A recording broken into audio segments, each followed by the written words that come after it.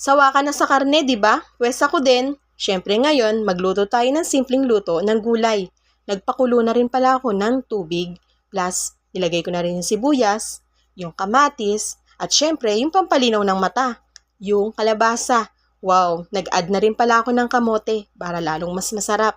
Huwag kalimutan yung sitaw ha, mas masarap lalo siya. Siyempre, nag-add na rin pala ako ng talong. Wow, huwag kalimutan lalo yung dahon ng talbos ng kamote. Grabe. At sa lahat, eto yung pinakamasustansya, yung malunggay. Siyempre, yung pampalasa, huwag kalimutan, eto lang naman yung maliliit na hipon, kung tawagin ay hibi. At siyempre, yung dilis.